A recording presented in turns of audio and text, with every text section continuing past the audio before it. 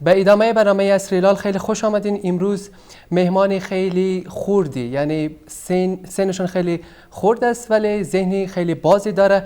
با ما مهمان هستن رامین جان، 11 ساله است، صنف 6 است، اول نمره عمومی مکتب ابتدایی دهمیران است.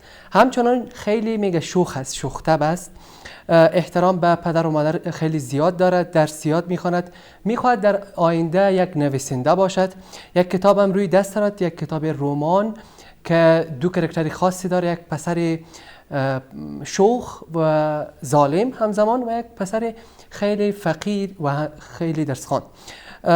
کتاب هایی که خوانده، حافظ خوانده، بیدل و همچنان قرآن کریم خواندن و علاقه خاص به فوتبال داره، ولی با کم بود امکانات در ولایت تخار در ولسوالی ورسج مجبور است در کوچه با دوستان خود اونجا بازی بکند.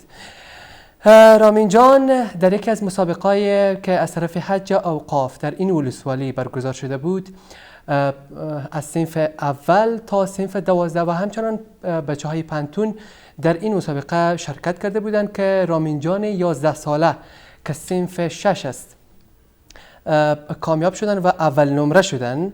این یک افتخار بزرگ برای فامیلشان هستند. رامین جان از تخار روی خط تلفن با ما هستند. رامین جان سلام. سلام علیکم. علیکم سلام، خیلی ممنون، خوش آمدی به عصر هلال.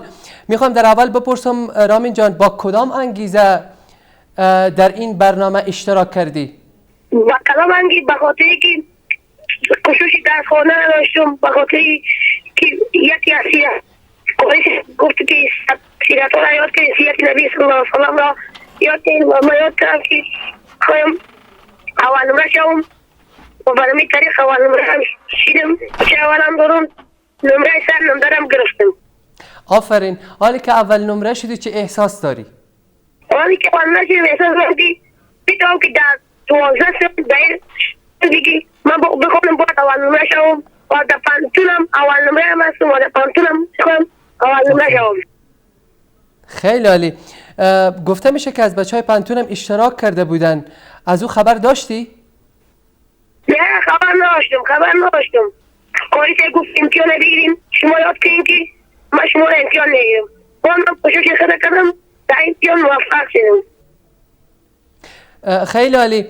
رامین جان باز فکر میکردی که اول نمره میشی؟ فکر میکردم که وای کوشش اول نمره بشم. آفرین. در آینده میخوای چی کاره بشی؟ در آینده میخوام یک شاعر شم. یک شاعر و همچنان یک نویسنده. خیلی عالی.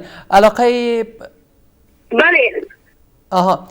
علاقمند این هستی که در برنامه ما به طور زنده بیایی و اینجا در برنامه عصر هلال با ما میمان باشی؟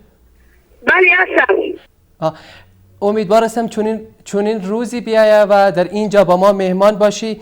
پدرشانم محترم سید آخون از تخار روی خط تلفن با ما هستند. آقای آخون صاحب سلام بر شما. بله. خیلی ممنون. امیدوار هستم اول خود تبریکی را برای شما میگم و همچنان برای پسرانی که در اونجا هستن و مکتب میخوانن، اونا باید کوشش بکنن چون این فردی باشن. ولی من میخوایم بپرسم که حالا شما چی احساسی دارین پسرتان اول نمره شده؟ من افتخار میکنم به اول نمرگی باشم. زحمت هم میکشیم ما سر همی اولادای یک دوستی اولادی که دارم بازار با شکر اولادای ساله ما از اینا راضی هستیم. اول تربیه فامیلی پدرش و مادرش و بعد از او استاداش و بعد از او زحمت خودش و با اوزا نکاندیم و نه در ایزا خارجی اونجا هم ختم کرده دوره دومش هستم. در مکتبم خوب است. نه خارج رامین جان هم کتاب دینی میخوانه و هم کارگری میخوانه و اکم بیوال تا 6 اول نمره مکتب. حالی حالا افتخار میکنم که نه بیادر اول نمره شد. نام نیکی خودش و پدر و مادر و استادش و باچه اول هم داد و نمره تقدیرنامه اول هم گرفت و کوشش هم کرد خودش و ما هم خیلی افتخار میکنیم سری هم تعوضای ساله که به هر مسلمان خدا لایق ببینه. آیا شما در موفقیت رامین جان نقش داشتین یا تلاش‌های بیشتر خودشان بودن؟ نه اگرچه که ما در داخل خانه و خداخوان هستیم، در درستی دیگه ما کارا اینا رو نفهمیم. در همین نابلدیاش در همین نزدیکی ها یک ورقه برشان آوردن از صورت نبین خودش تلاش کرد خود کرد. تا روز میخواند حتی ما تشویقش هم تا جایی نکردم به این خاطر که من نمیفهمیدم. میگفت تا شما این گپا رو نمیفهمید برای غرض نگیرید. در خانه و در نمازش و در مدرسه و در مکتب و گپاش ما تشویقش میدم با خط باز شدم اگر رنگ رسم میتونم یا خودم زمان میکشم در خانه اینا رو سر زمان نمیکشم. ما نوالی افتخاری محمد که خودش زمان کشید خودش رفت در بین مثلا 400 نفر از صبح شیء پانتون هم در این مکتب امروز بود. صبح دوی پانتون هم بود. صبح اول پانتون هم بود. از صبح اول تا صبح 12 و پانتون. پاچه اول از تقدیرنامه اول از روز افتخاری بین هم میستیم. از دولت چی توقع دارین؟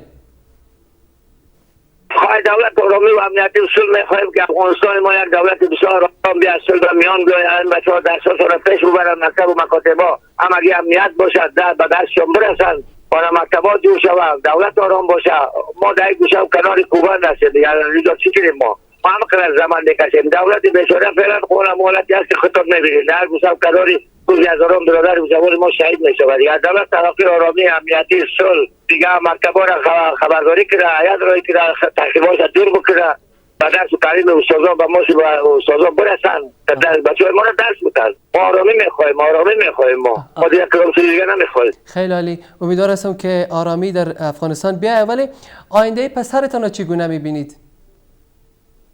آینده همه که بخونم بیادر برسونم رئیس جمهور شود وزیر شود بیادر حداقل یک رئیس یک دکترای خوب شود یک رئیس معرف شود و یک چیزای خوب شود یا ما کیو که اول سره میخواهد در خدمت شیرگی ما نمی بخواهم که کلانتر و بالاتر بروند بخواهم تحصیل کنم. امیدوار هستم چنین روزی بیاید و پسرتان وزیر و بیشتر از او هم باشه ولسمشر یا رئیس جمهوری آینده افغانستان باشند. خیلی ممنون از شما آقای آخوندزی. تشکر سلامت باشید. خیلی ممنون که حاضر شدین به برنامه عصر هلال.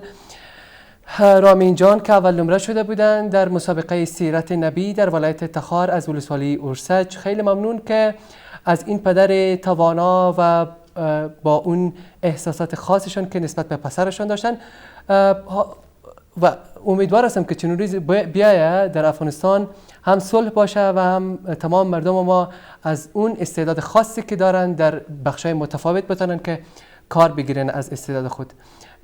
عصر هلال ادامه داره. یک وقفه کوتاه میگیریم زود برمیگردیم.